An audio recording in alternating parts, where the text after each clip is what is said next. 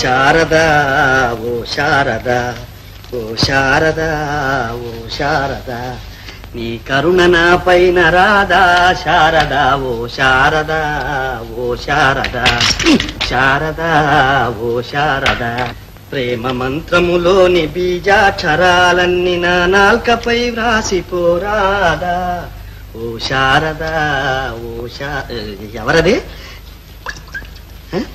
ఎవరు ఎవరు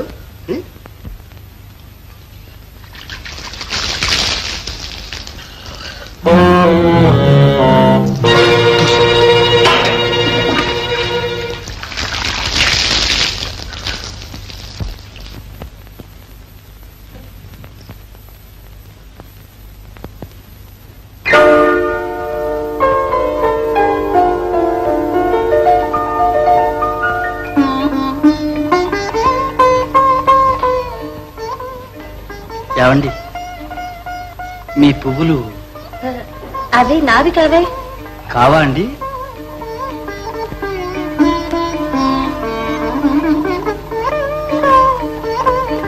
సరే కావనగానే సరియా ఈ పువ్వులు నీవేగా దేవి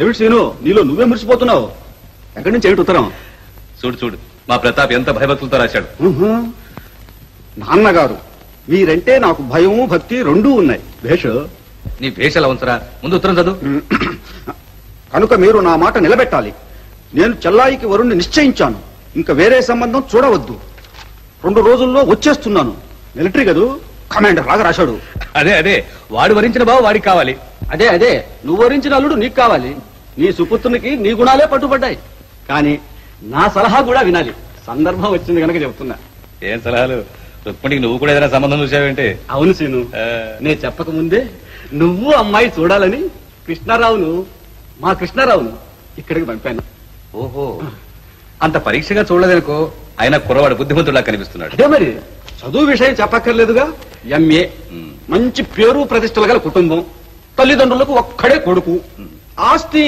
మనలో సగం ఉంటే చాలుగా చిన్నతనం నుంచి నేను ఎరుగున్నాను సీను ఈ సంబంధం చేస్తే నువ్వు నేను వియ్యంకులం అయినట్టుగా సంతోషిస్తాను ఆలోచించు మరి సరే నువ్వు చెప్పావు కనుక ఆలోచిస్తాను అదే మరి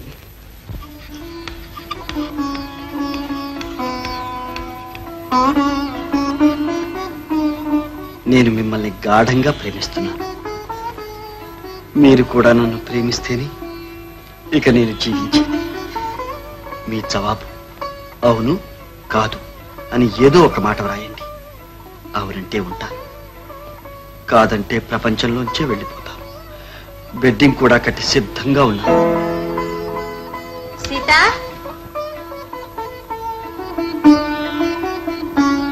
సీత ఏమండి చూడండి ఈ పలక ఇప్పుడు అక్కర్లేదులేండి అది కాదు తీసుకోండి ఎవరూ చూడకుండా చదువుకోండి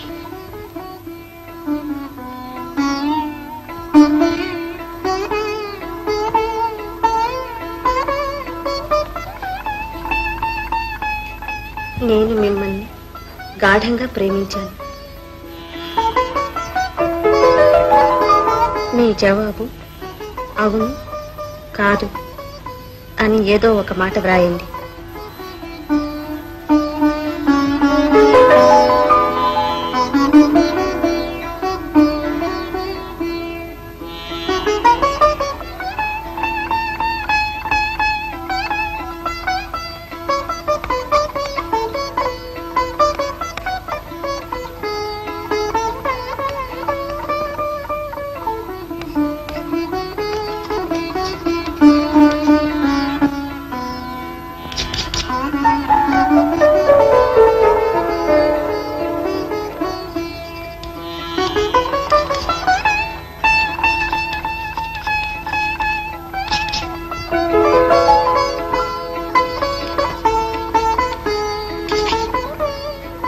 సీత,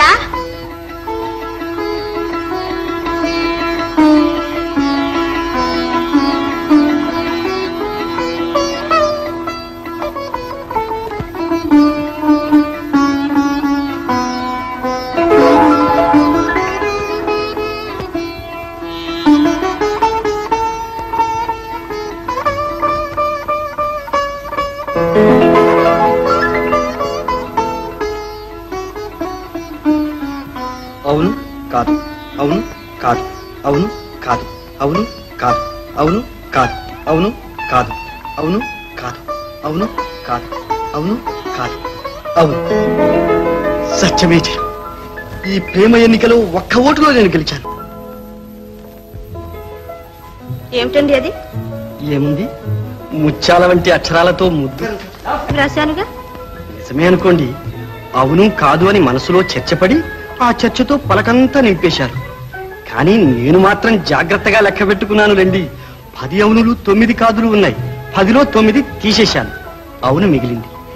ఇక అవునంటే అవుననేగా. అయితే మాత్రం మిమ్మల్ని ఎవరు లెక్క పెట్టమన్నారు? ఏదో నా అదుర్దా నాదనుకోండి. చాలండి మీ పాండిత్యం. అబ్బా! అయ్యయ్యో, ఏమైందండి? ఏమైంది? రుజువైంది. అవునంటే అవునని. అయ్యగారిని పెద్దబాబు గారు పిలుస్తున్నారండి. ఆబ్సెంట్ అని చెప్పు. ఏమిటి అట్లంటే? అంటే ఏమీ లేదులే. చూసారా అమ్మాయి గారు, మన సుబ్బి చెప్పిన సోది ఎలా నిజమవుతుందో. చాలేపో. సరండి. నిన్నెప్పుడు సావకాశంగా చూడలేదు. రా కూర్చో. వద్దురండి, నేను ఎప్పుడు పెద్దల ఎదుట కూర్చోను. కూర్చో. అయితే నేను లేచి ఉంచవాలా? వద్దురండి. మరి కూర్చో. ఏమయ్యా, మీ నాన్నగారు ఏం చేస్తుంటారు? విశేషులు అయ్యారు. మీ అమ్మగారు? మా- ఓహో. అయితే మీ ఆస్తిపాస్తులన్నీ ఎవరు చూస్తుంటారు? ఎవరు చూడ్డానికి ఆస్తి అంటూ ఒకటి ఉంటే కదండి. సరే. అయితే మీ చదువు అంతా ఏదో ట్యూషన్లు చెప్పుకొని స్కాలర్షిప్లు సంపాదించి. ఏమిటి సీను, కాబోయే అల్లుడితో ఏదో గోష్ఠి చేస్తున్నావు? చేస్తున్నాను గోష్ఠి. అయితే అబ్బాయి, మీ తల్లి తండ్రి కూడా? అవునండి, కాలం చేశారు. పాపం. మీకు ఆస్తి కూడా ఏమాత్రమైనా ఎలా ఉంటుందండి? బ్రతికున్న రోజుల్లో మా నాన్నగారు ఎలిమెంటరీ స్కూల్ హెడ్ మాస్టర్. వచ్చే జీతం సంవత్సరానికే సరిపోదు. పెద్ద సంసారం మరి చాలు. చాలు చాలు. ఇదిగో అబ్బాయి, నీ నిజాయితీకి మెచ్చుకున్నాను. ఇక నువ్వు ఆగు. ఏం సలహాలు? నిన్ను ఏం చేసినా పాపం లేదు. నాతో ఏ అబద్ధం చెప్పాను? ఆయన తల్లిదండ్రులు ఉన్నారని చెప్పావా? ఏరి ఏరి అంటే ఓహో ఎల్లకాలం బతుకుంటారు ఏమిటి? ఆహా, ఆయన పెద్ద ఆస్తి పడి చెప్పావు. ఏది ఆస్తి? ఏదని? ఆస్తి పోకుండానే ఉంటుందండి. ఏమిటది? అవతల ఆయన కూడా ఉన్నారు. ఎవరన్నా సరే ఇవాళ దీంతో వాడు భోగులు నరసింహరావు గారు, ఇదిగో అబ్బాయి, నా సంగతి నీకు పూర్తిగా తెలియదు. ముందు మర్యాదగా వెళ్ళినాడు. నాన్న, వెళ్ళు. మాకెప్పుడు ఇంతేరా? భయపడతారా పిరికి సన్యాసి? ఎక్కడికి పోతావు?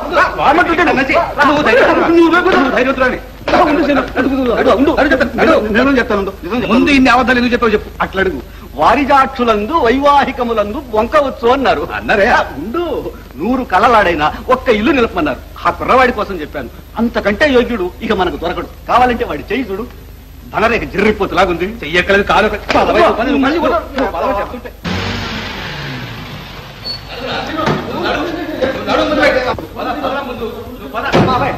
హలో కిషన్, జై హింద్. జై హింద్. స్నేహితం అంటే ఇలా ఉండాలి. ఇంటికి రాగానే నీకు టెలిగ్రామ్ ఇద్దాం అనుకున్నాను. నా ఐడియా నీకు ఎలా తెలిసింది? ఎప్పుడు వచ్చావు? ఎక్కడికి వెళ్తున్నావు? నాన్న, కిషన్ నా క్లాస్మేట్, నా ప్రాణమిత్రుడు, అఖండుడు. ఇతని గురించో మనం మీకు ఉత్తరం రాసింది. అరే చూడలేదే. సలహాలు బాబాయ్. జై హింద్. చెల్లాయి జై హింద్. నువ్వు వస్తే అంతా జై హిందే. రా చెల్.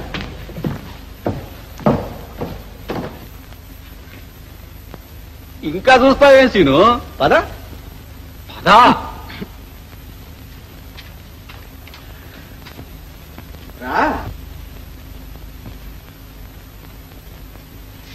నీ స్నేహితుడే కావచ్చు, మంచివాడే కావచ్చు, యోగ్యుడే కావచ్చు. కానీ అతనికి చిన్న ఇల్లు లేదు, సెంటు పొలం లేదు. అతనికి లేకపోతేనే నువ్వు మాట్లాడకు. అవునా? అతనికి లేకపోతే మనం ఇస్తాం. అంతే సీను. రేపు నీ పిల్లనివ్వగానే నీ సగం ఆస్తి అటే పోతుందిగా. ఆ లెక్కతోనే చెప్పాను. నేను ఊరుకోమన్నానా? నా సంగతి మీకు పూర్తిగా తెలియదు. పిత్రార్జితంతో కూర్చుని తినే పుత్రులు, పెళ్లాల డబ్బులు కాసించే భర్తలు అప్రయోజకులు అవుతారు. కనుక పెళ్లాన్ని పోషించుకోవడానికి అతనికి మంచి ఉద్యోగమైనా ఉందా? లేకే మా ఆఫీసులో నేను ఇప్పిస్తాను. నువ్వా ఇప్పించేది? నీ మొహం. బాబా ఇప్పించేదేంటి నాన్న, మీరే ఇప్పిస్తారు. అది సరే, ముఖ్య విషయం నేను మొదటి నుంచి చెప్తూనే ఉన్నాను. అమ్మాయి ఒప్పుకోవాలి. ఆ విషయం కనుక్కున్నారు? నువ్వంటావేమిటి? అమ్మాయి రుక్మిణి, అమ్మాయి రుక్మిణి, రుక్మిణి, అమ్మాయి రుక్మిణి. ఏమిటయ్యా? మంచి ఇదంటే అమ్మాయి రుక్మిణి, రుక్మిణి. ఏం నాన్న? చూడమ్మా, మీ అన్న ఏదో చెప్తున్నాడు. నిజం చెప్పమ్మా, నీకు ఇష్టమేనా? భయపడకుండా చెప్పమ్మా. భయపడకుండా చెప్పమ్మా, నీకు ఇష్టమేనా? ఇష్టమే నాన్న. సరే, అన్నా చెల్లెలు ఏకమయ్యారు. ఇప్పుడు ఏం చేద్దాం? సలహాలు మాట్లాడారా? మాట్లాడను.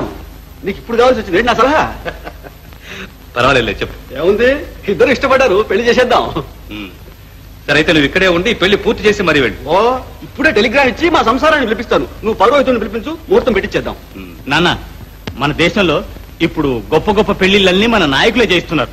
చాలా దర్జాగా ఉంటున్నాయి. చెల్లాయి పెళ్లి కూడా అలాగే చేద్దాం. అలాగే చేయించు. మనము ఆ పద్ధతిలో వాళ్ళేగా.